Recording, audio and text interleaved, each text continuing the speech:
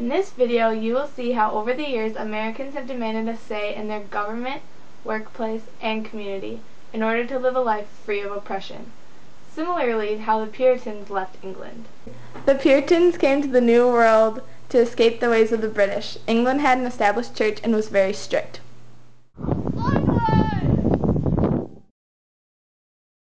I'm so glad we left the Church of England. Now we can practice the correct way of worship.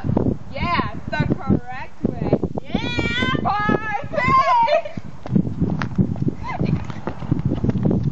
No, seriously. Hurting animals. Hey, you people, get back to the Church of England. No, we're separated from you and your ways. Oh, you think you can survive on your own? You're gonna learn. Whatever. The Puritans broke away from the church so they could be free from religious persecution. The Puritans started the ideal of freedom that influenced America for many centuries. The 7-Year War started in 1754 and lasted till 1763. This war was intended to get the French out of the New World so that the colonies could have more land and start their new way of life. But England saw it as more land for them to control and rule in the Western Hemisphere. What? 7 years war? But that's 9 years. Oh, whatever. That's what they called it in England. It was known as the French and Indian War, too. Oh, that war. Welcome to the Battle of Quebec. In this corner we have William Pitt and George Washington, and in this corner, the French. Stay out! Wee wee! Wee wee! You little croissant man! Stay out! Now they are signing some kind of treaty. Could it be? Oh yes, the Treaty of Paris, which says the French give up all claims to Canada. After kicking out the French, colonists wanted freedom from England as well. One attempt to free themselves from England's high taxes came in 1773 at the Boston Tea Party. Not that kind of tea party.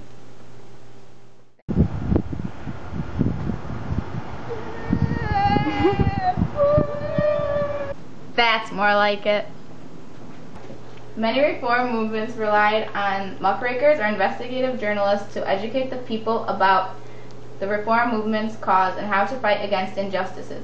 Upton Sinclair wrote of the injustices in the meatpacking industry by working undercover in a Chicago meatpacking plant, then writing of his experiences in his fictional expose, The Jungle. I'll show the meatpacking industry.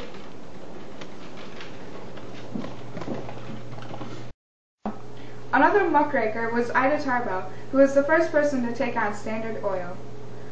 Her article soon led to the publication of The History of the Standard Oil Company and the 1911 Supreme Court decision to break up the Standard Oil Trust. Rockefeller used illegal means to monopolize the early oil industry.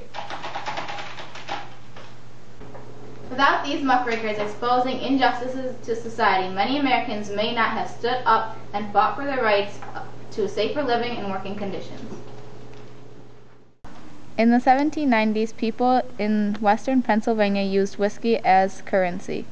Then the federal government put a tax on whiskey in 1791, and the farmers of western Pennsylvania felt like it was the Stamp Act all over again. This started the Whiskey Rebellion. We're not gonna pay! Ha ha ha, that's what you think! National Militia! My Grace! Hey, you wanna join the union with Everett and I? What's a union? What do you mean, what's a union? It's where we work together to get fair treatment. We work at a factory. You wanna get a job with us? Haven't you heard of the Homestead strike in Pennsylvania, where all the steel workers are on strike to get better working conditions and actual money instead of credit? The strike got dirty and many people got hurt. Both strikers and guards would beat and shoot each other. Replacement workers also got hurt by the strikers because they did not want people taking their jobs. The replacements were called scabs. That sounds scary! But in the end, the strikers won and they got better treatment at work. So are you in? Yeah! Yeah!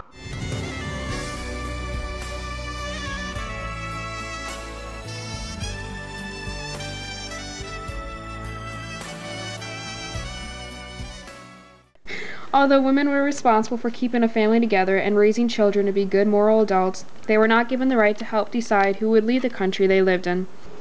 Girl, make me a sandwich.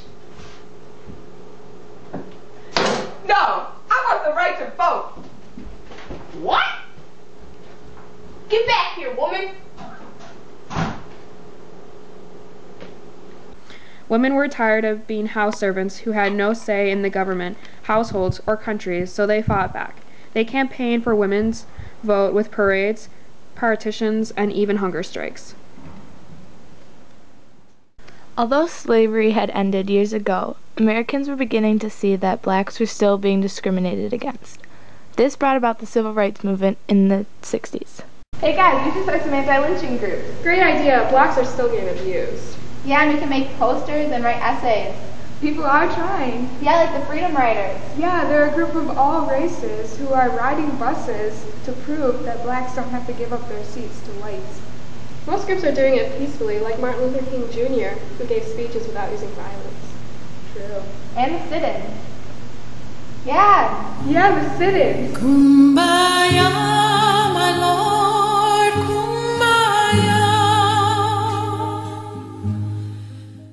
By 1964, a Civil Rights Act was passed. The Civil Rights Act declared major forms of segregation against not only blacks, but also women, was illegal.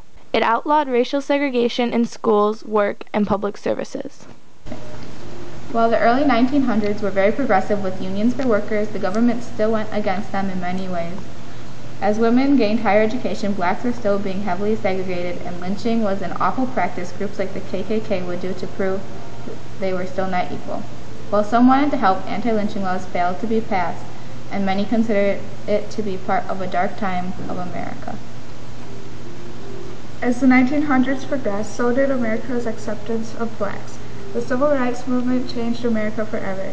It is still not perfect, but now the government is much more involved in helping people and stopping segregation and discrimination.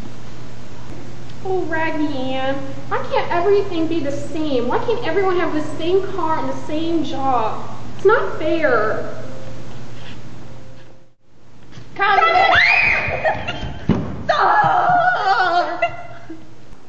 One extreme attempt to change the American government was communism. Communism is known for its radical ideas and anti-religious beliefs. After World War II, many people wanted to feel secure and equal in their country. America's government resisted such attempts to change the government and developed a paranoia that anyone who is different must be a communist. And there you have it. Now you have seen how over the years, civil rights workers, women, even farmers from Pennsylvania have stood up for their rights throughout American history.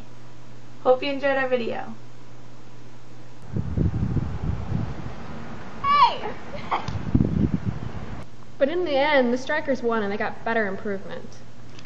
Okay, do it again. We're not gonna pay. Hi! Rockefeller. Rockefeller. I don't even know what you said. Okay. Many Americans may not have stood up and fighted. Victoria and her doll. Stop! My Grace! My Grace! My Grace!